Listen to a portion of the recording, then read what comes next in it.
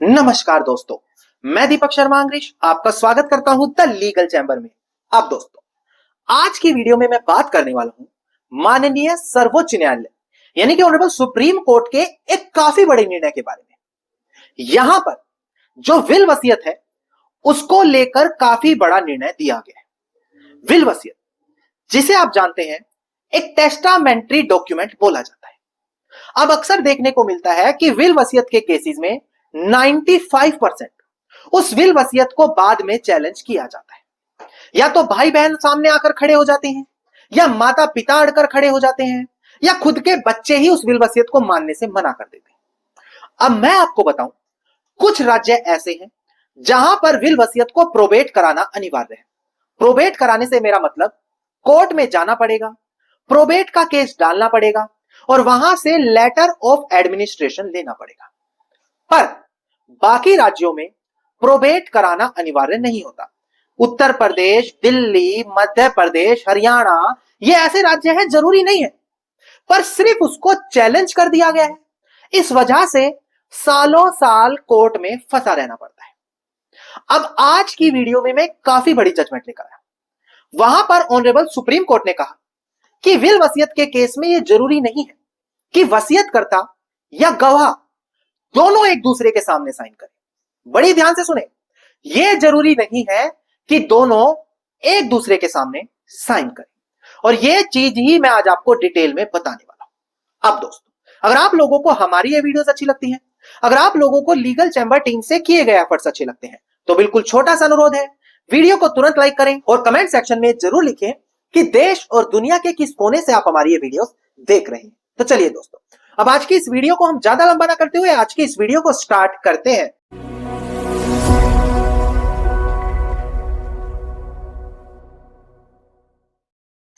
अब दोस्तों, आज हम बात करने वाले हैं विल वसीयत कानून के बारे में, और यह वीडियो हर एक उस व्यक्ति को देखना अनिवार्य है जिसकी वसीयत कोर्ट में चैलेंज की गई है।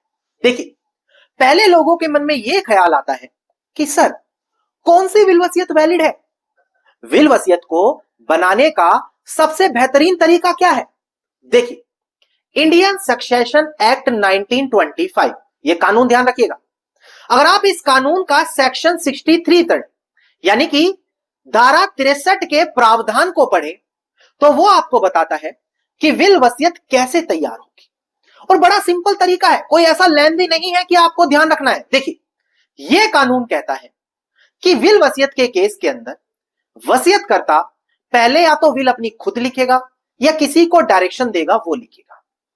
उस विल को लिखने के बाद वसीयतकर्ता उस पर अपने साइन या अंगूठे लगाएगा, और उसके बाद जो गवाह है, विटनेस है, कम से कम 2 होने चाहिए, वो उस विटनेस के तौर पर विल पर साइन करेंगे। वहां पर बताया गया है कि टेस्टेटर और विटनेस प्रेजेंस में ही साइन करेंगे, और एक्नॉलेज करने की बात साफ तरीके से बोली गई है। तो यह छोटा सा तरीका बताया जाता है विल वसीयत तैयार करने का। अब यहां कहीं नहीं लिखा कि उसको स्टैम्प पेपर पर बनाओ, यहां कहीं नहीं लिखा कि उसको रजिस्टर्ड कराओ। ये लोग इसलिए करा लेते हैं ताकि बाद में उसमें दिक्कतें कम आए, वो वसीयत स्ट्रॉन्ग हो जाए। क्योंकि एक डॉक्यूमेंट जब रजिस्टर्ड हो जाता है तो उसको कहीं ना कहीं एक ज्यादा फेवर जरूर मिलता है, और इस पर ऑनरेबल सुप्रीम कोर्ट ने 2025 में भी निर्णय दिया है कि वसीयत के रजिस्टर्ड हो जाने से कहीं ना कहीं उसको फेवर जरूर मिलेगा। अब ध्यान दें, यहां पर जब मैंने सेक्शन 63 आपको बताया तो एक बड़ी सिंपल चीज आपको बताई कि वसीयतकर्ता और विटनेस यानी कि टेस्टेटर और गवाह एक दूसरे की प्रेजेंस में साइन करते हैं। अब मैं आपको बता दूं कि ऑनरेबल सुप्रीम कोर्ट ने इसी टॉपिक पर एक बड़ी जजमेंट दी हुई है जो मैं आगे अब आपके साथ डिस्कस करने वाला हूं। पर उस जजमेंट को डिस्कस करने से पहले एक चीज और बताऊं कि कई अन्य पॉइंट्स और हैं जो ऑनरेबल सुप्रीम कोर्ट समय समय पर अपनी जजमेंट में डिस्कस करता रहता है। जैसे कि कब एक वसीयत को शक की निगाहों से देखा जाएगा और उसको कैंसिल कर दिया जाएगा, कब एक वसीयत शक की निगाह से नहीं देखी जाती, इसको प्रॉपर जजमेंट में माननीय सर्वोच्च न्यायालय ने बताया हुआ है। इसके अलावा अगर आप अपनी वसीयत रजिस्टर्ड करवाना भूल गए तो वसीयतकर्ता के मरने के बाद जो टेस्टेटर है उसके मर जाने के बाद भी उस वसीयत को रजिस्टर्ड करवाया जा सकता है। देखिए, इतनी बड़ी बड़ी जजमेंट है। अगर जो गवाह है वो ही नहीं पता कहां रहते हैं, आपके खिलाफ बोलने लग गए। जी हां, जिसके फेवर में वसीयत है उसके खिलाफ बोल रहे हैं, गवाह आपके पक्ष में कोर्ट में स्टेटमेंट देने से मना कर रहे हैं। तो इन सभी कंडीशन में कैसे अपना बचाव किया जाए, माननीय सर्वोच्च न्यायालय ऑनरेबल सुप्रीम कोर्ट इन सभी पॉइंट्स पर डिटेल जजमेंट दे चुका है। पर सबसे बड़ी दिक्कत क्या है कि आप लोगों तक कभी यह जानकारी नहीं आ पाती। कारण इसलिए कि आपके पास कोई प्लेटफॉर्म नहीं है जो यह जानकारी आपको दे। अब इसका समाधान लीगल चैंबर टीम आप लोगों के लिए लेकर आ गई है। जी हां दोस्तों, हम बात कर रहे हैं वीआईपी व्हाट्सएप ग्रुप के बारे में। यह व्हाट्सएप ग्रुप इतना जरूरी है, इतना इंपॉर्टेंट है, आप यकीन माने मात्र कुछ दिनों में ही 500 से ज्यादा लोग इस ग्रुप में जुड़ भी गए हैं और इससे अनेकों बेनिफिट ले रहे हैं। अब क्या क्या बेनिफिट मिल रहे हैं मैं आपको बताता हूं। लेटेस्ट जजमेंट मिलती है, उनकी पीडीएफ और एक्सप्लेनेशन, लैंडमार्क जजमेंट, जो कानून आपकी रोजमर्रा के जीवन में पता होने जरूरी है वो आपको यहां मिलेंगे। आप अपने किसी पसंदीदा कानून पर जजमेंट लेना चाहते हैं वो भी आपको मिलेगी।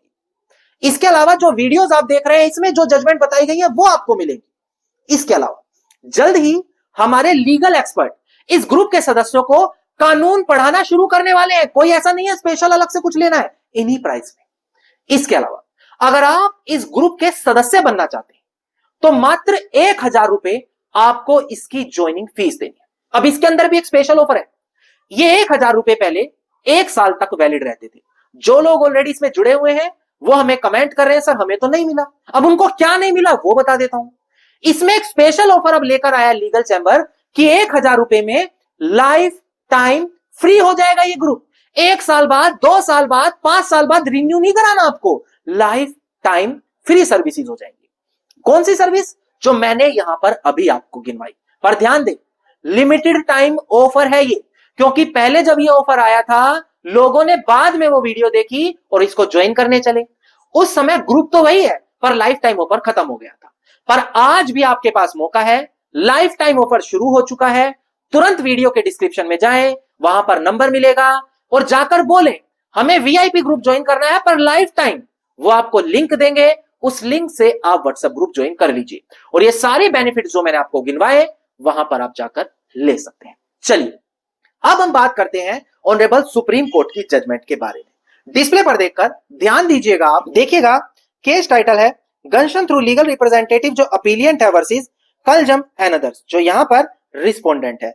इसका सिविल अपील नंबर है 5901 5902 ऑफ 2009 और डेट ऑफ जजमेंट है हमारी यहां पर 11 जुलाई साल 2019, यानी कि ऑनरेबल सुप्रीम कोर्ट का बड़ा फैसला है ये। अब इस जजमेंट की कॉपी ऑलरेडी वीआईपी ग्रुप में दे दी गई है। तो और आपको लग रहा है हमें ये जजमेंट्स वगैरह चाहिए, तुरंत वीडियो के डिस्क्रिप्शन में जाएं, वीआईपी ग्रुप जरूर ज्वाइन करें। अब डिस्प्ले पर देखिए कि ऑनरेबल सुप्रीम कोर्ट ने इस जजमेंट में विल वसीयत को लेकर क्या क्लियर किया। देखिएगा दोस्तों, ऑनरेबल सुप्रीम कोर्ट ने यहां पर ऑब्जर्व किया कि देखो यहां पर ये मैंडेटरी नहीं है, अनिवार्य नहीं है कि जो टेस्टेटर है वसीयत करता है वो वसीयत को साइन करे अटेस्टिंग विटनेस के सामने ही, और जो अटेस्टिंग विटनेस है, गवाह है, वो अपने साइन या अंगूठे लगाए विटनेस के और वसीयतकर्ता के सामने ही। यानी कि सिंपल भाषा में बोला गया कि ये हर बार अनिवार्य नहीं होगा। क्या चीज? कि जो गवाह है या जो हमारा टेस्टेटर है वसीयत करता है वो दोनों ही हमेशा एक दूसरे के सामने प्रेजेंट हो कि हां आप साइन अंगूठे लगा दो।